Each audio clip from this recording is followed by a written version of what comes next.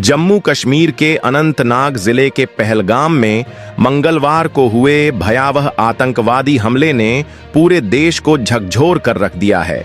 इस हमले में 26 लोगों की जान गई है और 17 लोग गंभीर रूप से घायल हुए हैं। घायलों में अधिकांश पर्यटक थे जो अपने परिवारों के साथ मिनी स्विट्जरलैंड कहे जाने वाले बायसरन क्षेत्र की सुंदरता का आनंद लेने आए थे। इस कायराना हमले के बाद सुरक्षा बलों ने त्वरित कार्रवाई की और इलाके को घेर लिया। भारत ने पाकिस्तान पर इस हमले के लिए जिम्मेदारी का आरोप लगाते हुए कड़ा एक्शन लिया है। यह हमला न सिर्फ सुरक्षा के लिहाज से एक बड़ी चुनौती है, बल्कि जम्मू कश्मीर में आतंकवाद के बढ़ते खतरे की भी चेतावनी है। इस हमले ने पर्यटन क्षेत्र और वहां के स्थानीय लोगों के बीच डर और अनिश्चितता का माहौल बना दिया है। यह एक बहुत ही दुखद और गंभीर घटना की रिपोर्ट है। इसमें चश्मदीद गवाहों से प्राप्त जानकारी के अनुसार एक महिला अपने पति को बचाने के लिए पुकार रही थी, जबकि गोलियां चलाई जा रही थीं। घटना के दौरान वहां मौजूद लोग काफी भयभीत थे और स्थिति में घबराहट का माहौल था। चश्मदीद गवाहों के अनुसार हमलावरों ने पहले शिकार का नाम पूछा था और फिर गोली चलाई गई। यह भी बताया जा रहा है कि इस हमले का कोई धार्मिक पहलू हो सकता है, क्योंकि हमलावरों ने शिकार का नाम पूछने के बाद हमला किया था। पुलिस जांच जारी है, लेकिन यह घटना उस समय हुई जब टूरिस्ट सीजन अपने चरम पर था, जिससे घटना का महत्व और बढ़ जाता है। घटना के बाद होटल में मौजूद पर्यटक और आसपास के लोग बुरी तरह घबराए हुए थे और सभी की सुरक्षा के लिए भागने की कोशिश की जा रही थी। इस तरह की घटना जब टूरिस्ट सीजन के दौरान होती है तो यह कई सवाल खड़े करती है और यह भी बताता है कि हमलावरों का मकसद क्या था। क्या वे केवल पर्यटकों को निशाना बना रहे थे या इसका कोई और उद्देश्य था? यह घटना सिर्फ स्थानीय लोगों के लिए ही नहीं, बल्कि समूचे टूरिज्म उद्योग के लिए भी एक बड़ा झटका साबित हो सकती है, क्योंकि इसे आतंकवादी गतिविधियों के रूप में देखा जा सकता है। यह घटना कश्मीर में हुए आतंकी हमले की एक और गंभीर रिपोर्ट है, जिसमें पर्यटकों और स्थानीय लोगों दोनों पर फायरिंग की गई है। यह हमला उन इलाकों में हुआ है जहां पहले पर्यटकों को कोई खतरे का सामना नहीं करना पड़ा था, लेकिन अब यह स्थिति बदल गई है। कश्मीर में मिलिटेंसी 1989 से चल रही है और इस दौरान भी कई हमले हुए हैं, लेकिन पर्यटकों पर हमला पहली बार हुआ है। पहले कश्मीर में पर्यटकों को कोई नुकसान नहीं पहुंचाया जाता था, वे बिना डर के घूम सकते थे, लेकिन अब ऐसा नहीं है। यह सवाल उठता है कि इस बार पर्यटकों को निशाना क्यों बनाया गया और इसके पीछे क्या मकसद हो सकता है।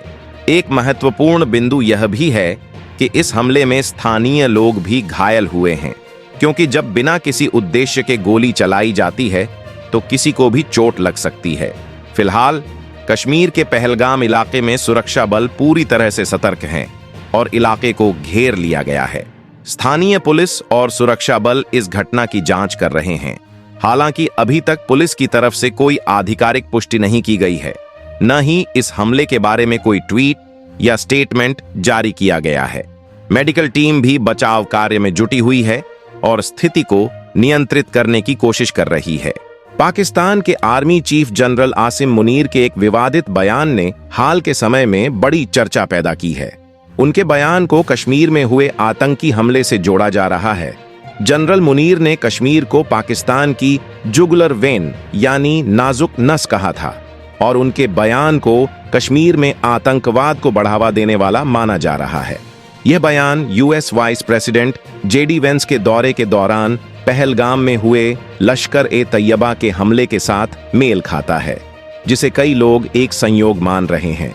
अब तक जांच एजेंसियां किसी ठोस निष्कर्ष पर नहीं पहुंची हैं, लेकिन इंटेलिजेंस सूत्रों के अनुसार कुछ संकेत हैं जो यह बताते हैं कि जनरल मुनीर के भड़काऊ भाषण ने आतंकवादियों को प्रेरित किया।